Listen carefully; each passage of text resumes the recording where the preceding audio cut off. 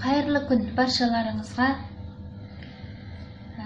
Алда келе жатқан халықаралық әйелдер мерекесіне орай 6 наурыз күні атажұрт еріктілері осы 2 жылдан бері отағасының жоқтығын білдірмей, балаларын қанаттыға қақтырмай, тұмсықтыға шоқтырмай, бағып-қағып, тісін-тісіне басып, қайсарлық танытып келе жатқан біздің батыр аналарымыздың арқасындағы ауыр жүкті бір сәтке жеңілдету мақсатында тағы да бір қайырымдылық іс-шара ұйымдастырмақшымыз.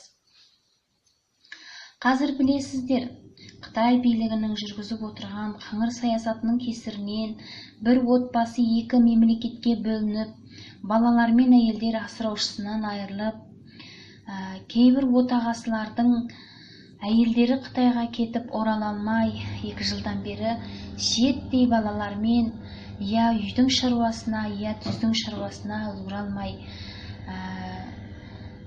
қатты қиыншылық тартып отыр.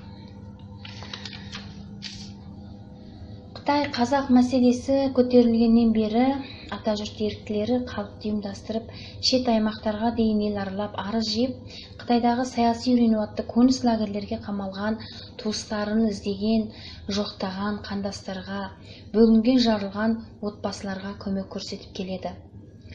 Осы маңайымыздағы жаны қазақ, тәні қазақ атпал азаматтардың көмегімен әр жолы осы отбасыларға көмір суын тасып, ұн май күрішін таратып, қаржылай көмек жасалып келеді.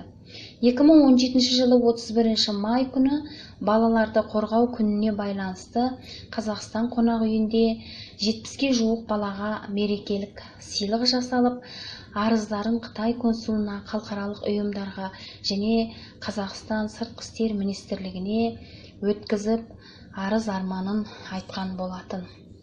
2018 жылы 2 қарашада 58 балаға қыстық киім-кешек, аяқ киім таратылып, қамқорлық жасалған болатын. 25 желтоқсанда 50 шақты отбасыларына ет, күріш және балалар киім-кешектерін, әйелдер киім-кешектерін және қаржылай көмек таратылған болатын. Енді алда тағы 6 наурыз күні осы қайсар аналарымызға, жәудіреген балапандарымызға, қабағы қаяулы әкелерімізге, қартайғанда немерелерін бағып, бір семьяның ауыртпалығын арқалап қалған қарияларымызға көмектесу мақсатында кейбір балалары жас, жол алыс, қыс ішінде қиналып отырған отбасыларды ел болып қанатымыздың астына алып, шамамыздың келісінше мейір шапағатқа бөлесек дейміз. Қазақ ежелден жетімін жылатпаған, жесірін қаңғыртпаған, берекесі бұзылмаған, шаңырағы шайқалмаған дана халық. Сондықтан осы бір күн болса да осы отбасыларға, осы балаларға, осы сәбилерімізге, аналарымызға қуаныш сыйлай білейік. Рухани күш-қуат бағыштайық, ағайындар.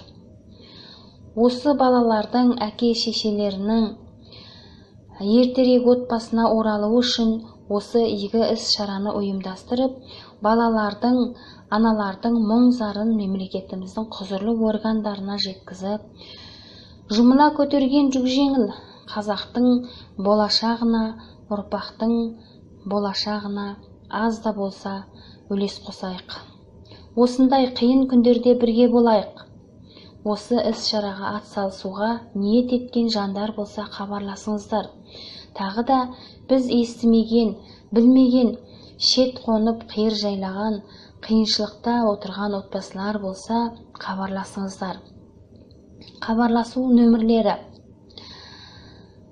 Дәулетжан 8701 178 68 68, Әбілхайыр 8775 666 11 23, Оралбек 8702 564 62 22, Нұрғали 8771 416 41 50. Тағы Атажұрт қайырымдылық қорының жетекшісі Тілек 8702 639 88 82. Осы жоғарыдағы атажұрт еріктілерінің нөміріне хабарласыңыздар, ат салсыңыздар.